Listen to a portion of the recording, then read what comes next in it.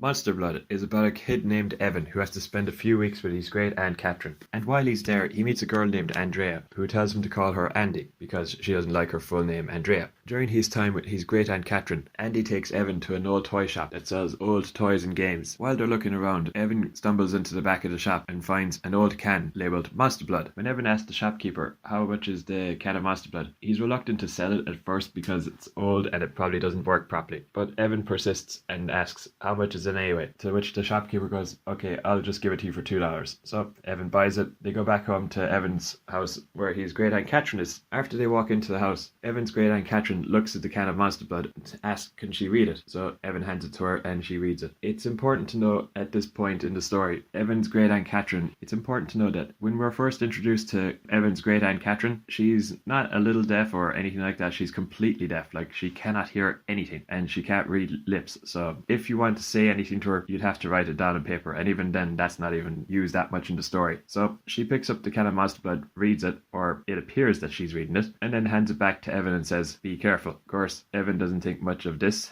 so he goes about his daily business. Later on we find out that Evan and Andy start playing with the Monster Blood in his room upstairs. When they open the can of Monster Blood, it's a bright green jelly-like substance that's inside the tin. After they're done playing with the Monster Blood, Andy wants to take the can home with her so she can use it for a bit. Evan says no, so they decide to come to an agreement. They empty out half the contents of the tin. Andy gets half of it, Evan gets the other half. Evan said it was cold to the touch. Andy thought it was just gross. Andy even said at one stage, I wonder if it glows in the dark. So they decide to test that theory out to see if it would work. Opening up the wardrobe and putting the Monster Blood inside it to see if it would glow in the dark. It does. Evan said it probably bounces too and told Andy to try bouncing it off the floor. Andy obliges, rolls a glob of it into a ball and dropped it onto the floor. It bounced back up into her hand. They even tried stretching it to see if that would work. It does. Now you're probably thinking by this point, is there anything this stuff can't do? No, not really. It's kind of like flubber, only not sentient. Well, not yet. Evan even found out that the Monster Blood stays cold in your hands while you're touching it. It doesn't heat up. They eventually decide that they're going to go out into the back garden to play around with Monster Blood even more, and because they didn't want Evan's dog Trigger to get lonely. While they're out in the back garden, Evan takes a glop of it out of the tin and they start throwing it back and forth amongst themselves. At some point while they're doing this with a ball of Monster Blood that they've been throwing back and forth between the two of them, it falls in front of Trigger, who ends up eating it. But as we later find out, nothing happens to Trigger right away, and Evan starts getting weird dreams that Trigger goes really, really big and ends up causing all kinds of havoc. A few days later, after this whole ordeal, Evan and Andy go back to the toy shop to see if they can get something else from there, but they find out it's been closed down. When Evan moves into his great aunt Catherine's house, he comes across two local bullies who make his life hell, and during that time he also comes across Andrea. A couple of days later, after Evan has moved in with his great aunt Catherine, he goes to spend the day with Andrea like he has done last couple of days, and it's at this point he meets two local bullies who are identical twins, whose names are Rick and Tony. And every so often throughout the story, Rick and Tony will pick on Andy and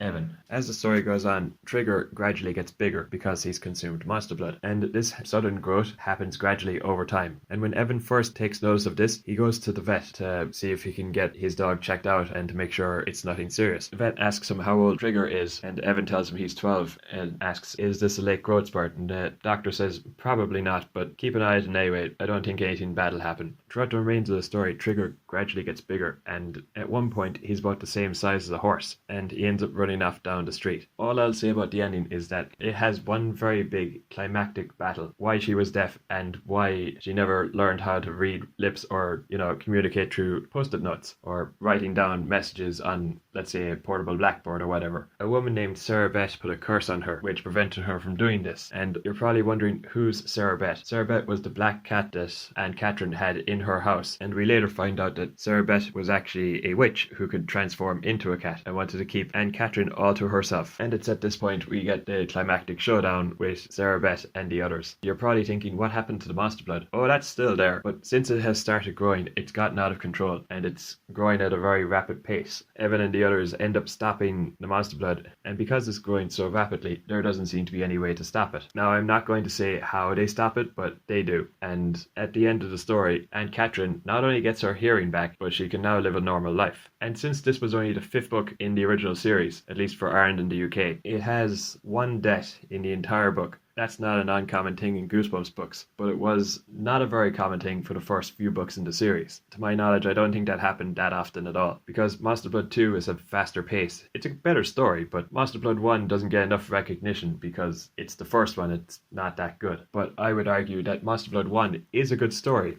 It's just very slow. There's no mention of Monster Blood for the first 6 chapters. Like, at the very end of chapter 6 is when we first get introduced to the Monster Blood. And it isn't until chapter 8 or 9 when Trigger starts to grow from eating some of the Monster Blood. It is very slow, but it's also a good story. And I would suggest anyone check it out. But you need to be patient when you're reading this, because if you think this is going to be a fast-paced story, it's not. I got the chance to reread it for the first time in years, just fairly recently as of the time of this recording. Just keep that in mind when you read the story or you listen to the audiobook version of it, that it is very slow, but that's because it's the first one. I know character building and world building is essential for any story, but you shouldn't have to wait 6 chapters before you're introduced to the main part of the story, which is the Monster Blood in this case. Overall, I think the story is good. I liked it, but the second one is my favorite out of the 4. But with all that aside, the whole book of Monster Blood 1 isn't that long. It's only 130 pages, so you'll get through it pretty easily. And the majority of the chapters are really short anyway. Most of them are like 6 to 8 pages long. There might be a couple longer than that, but the majority are like 6 to 8 pages or less. So it's not an impossible read, it's just kind of slow. But those are my thoughts on Monster Blood 1. If you've read the book before or you've read it recently, let me know what you think. Did you like it? Did you hate it? Did you just think it was okay? I thought it was a good story, but like I said, Monster Blood 2, in my opinion, is the best one out of the 4. So thanks for sticking around, guys, and I'll see you all next time. Bye!